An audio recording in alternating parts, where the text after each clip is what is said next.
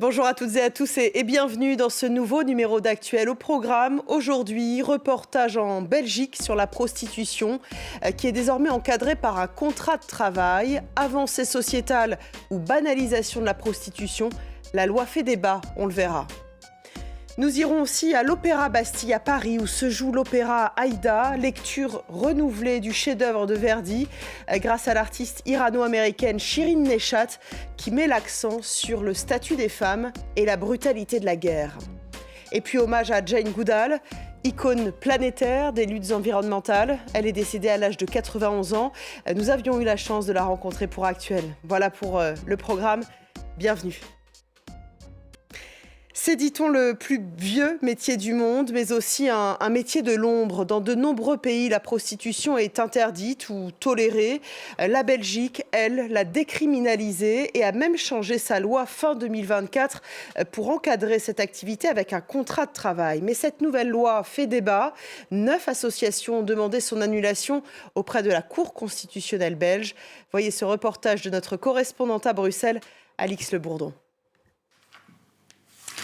Hello, I am Mel Malicious, a Belgian sex worker. Depuis le 1er décembre dernier, Mel publie régulièrement des contenus pour expliquer et défendre une nouvelle loi en Belgique, celle qui permet aux travailleurs du sexe de bénéficier d'un contrat de travail.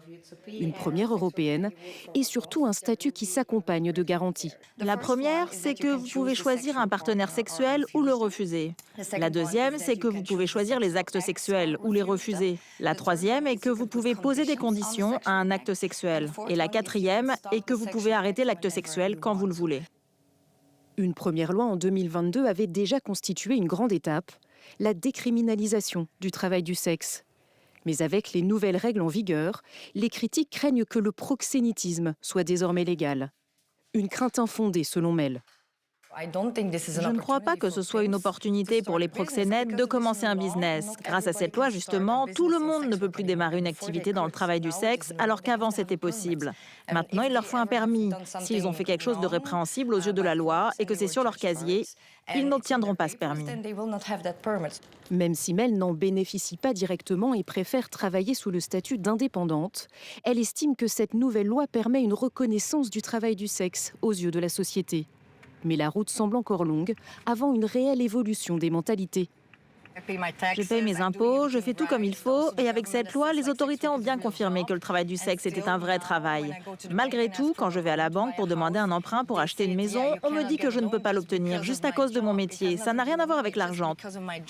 Donc oui, je me sens vraiment discriminée.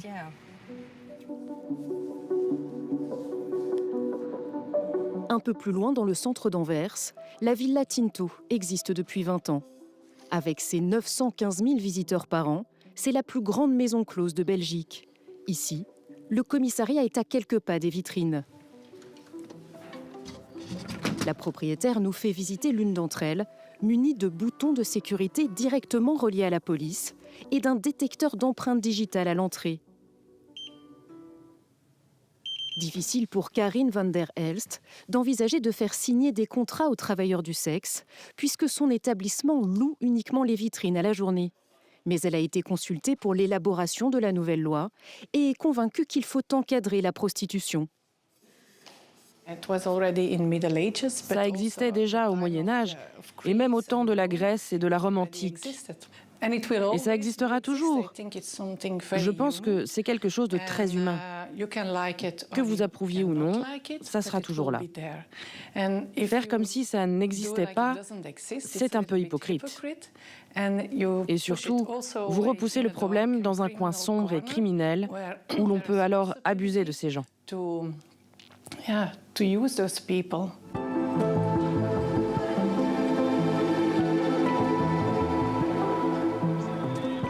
Direction Bruxelles et les environs de la gare du Nord. Dans ce quartier connu pour ses vitrines, une nouvelle antenne de police a été créée. Johan de Buff la dirige. Le policier travaille depuis plus de 20 ans sur les dossiers liés à la prostitution. Il estime que la transparence amenée par la nouvelle loi peut l'aider dans sa traque des cas de traite d'êtres humains. Tous ceux qui travaillent de cette façon-là, on peut être assez assuré que ce n'est pas là qu'on doit commencer à regarder d'abord. Mais la loi, comme elle a été conçue pour l'instant, difficile, plein de conditions, plein de droits pour le travailleur du sexe, ce qui est bon, mais l'employeur, j'en vois pas beaucoup qui vont se risquer là-dedans.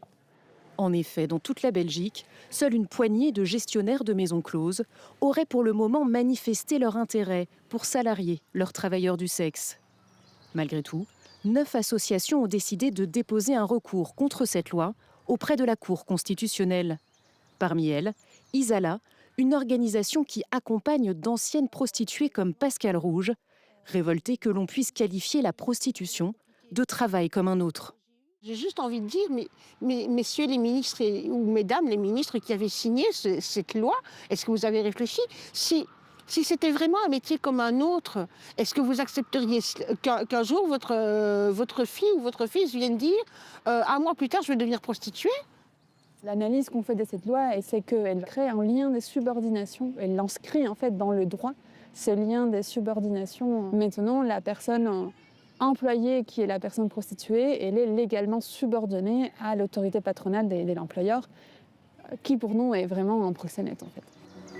La législation belge sur la prostitution fait partie des plus progressistes au monde, mais n'a pas fini de faire débat dans le pays. Je vous emmène maintenant à l'Opéra Bastille à Paris où se joue en ce moment l'opéra Aïda, mise en scène par la plasticienne irano-américaine Shirin Neshat. L'artiste de 68 ans qui vit en exil aux États-Unis se frotte pour la première fois à l'art lyrique avec cette œuvre de Verdi. Brutalité de la guerre, fanatisme religieux, oppression des plus faibles. L'artiste veut qu'en le regardant, le public ressente comme un couteau dans le ventre. Étienne Paponneau. Donner une place centrale aux souffrances des opprimés, plutôt que de célébrer la toute-puissance des vainqueurs. C'est le choix de l'artiste plasticienne Shirin Neshat, metteuse en scène d'Aïda à l'Opéra Bastille à Paris. L'histoire créée par Verdi raconte les amours impossibles entre une princesse éthiopienne captive et un général égyptien dont l'armée commet d'innombrables violences contre son peuple. Pour les illustrer, des vidéos sont projetées sur scène. Hasard du calendrier, pendant le tournage en juin dernier, Israël bombarde par surprise le pays d'origine de Shirin Neshat, l'Iran. Nous filmions des scènes de guerre et mon propre pays a été attaqué le même jour. Mes sœurs et ma mère ont toutes été affectées. Ma mère est paralysée, elle n'a pas pu s'enfuir, ce fut un véritable cauchemar. Aïda est transposée dans un monde où l'oppression religieuse et politique est omniprésente. Le pouvoir patriarcal y est symbolisé par un monumental cube minéral blanc. Dans cette histoire intime, épique et universelle, les femmes luttent pour leur liberté. Un thème cher à Shirin Neshat. My work from the beginning has stemmed from my country, Iran. Depuis le début, mon travail puise dans mes origines, mon pays, l'Iran. Il est marqué par la manière dont le fanatisme du gouvernement et l'hypocrisie de sa politique ont un impact considérable sur les femmes iraniennes, génération après génération. Les femmes iraniennes ont toujours été acculées, mais elles ont toujours lutté. Exilée aux États-Unis depuis des décennies, Shirin Neshat a fait de la photographie, de la vidéo puis du cinéma ses terrains d'expression. Au cœur de son travail, l'hypocrisie du pouvoir, le fanatisme ou encore la résilience des femmes. Des thèmes plus que jamais d'actualité dans son interprétation d'Aïda. Elle a révolutionné le regard porté sur les chimpanzés et par là même sur notre humanité. Jane Goodall est morte à l'âge de 91 ans. La chercheuse britannique, défenseuse infatigable de la protection de la nature, continuait à parcourir le monde pour sensibiliser le public au réchauffement climatique notamment. Laure Manin l'avait interviewée pour Actuel en 2023 et nous expliquait notamment pourquoi l'égalité homme-femme et le combat pour la justice dans tous les domaines étaient essentiels et intimement liés à la protection de l'environnement. Marc Pope. Jusqu'au bout, Jane Goodall aura sillonné le monde pour perfectionner son œuvre, sensibiliser le public à la biodiversité. C'est d'ailleurs dans le cadre d'une de ses tournées qu'à 91 ans, elle s'est paisiblement éteinte dans son sommeil, a fait savoir sa fondation.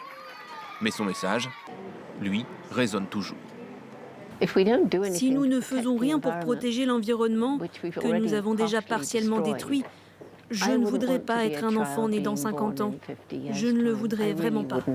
Infatigable, cette scientifique a consacré sa vie à l'étude des grands singes. Dans les années 60, la Britannique commence à les étudier dans la réserve de Gombe en Tanzanie. Elle documente le comportement des chimpanzés et révèle qu'ils utilisent des outils révolutionnant ainsi la compréhension par l'homme de sa place dans la nature. Au fil des années, elle apprend même leur langage.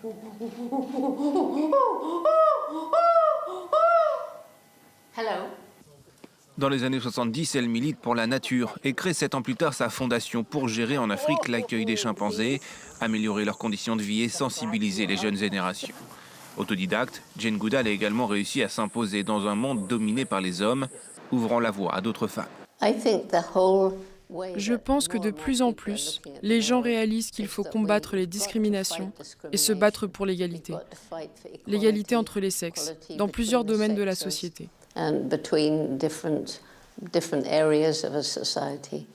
Et donc, la bataille pour l'égalité et les femmes, pour une meilleure position des femmes dans la société, n'est pas différente de la bataille pour donner une place à la nature dans notre société et en comprendre les bénéfices. Son engagement l'a également conduite à être nommée messagère des Nations Unies pour la paix. De Barack Obama à Antonio Guterres, tous célèbrent aujourd'hui Jane Goodall pour son héritage qui traversera les générations. Inspirante Jane Goodall, merci beaucoup de votre fidélité. C'est la fin de cette émission. N'hésitez pas à nous suivre sur tous nos réseaux sociaux. Je vous dis à très vite sur France 24.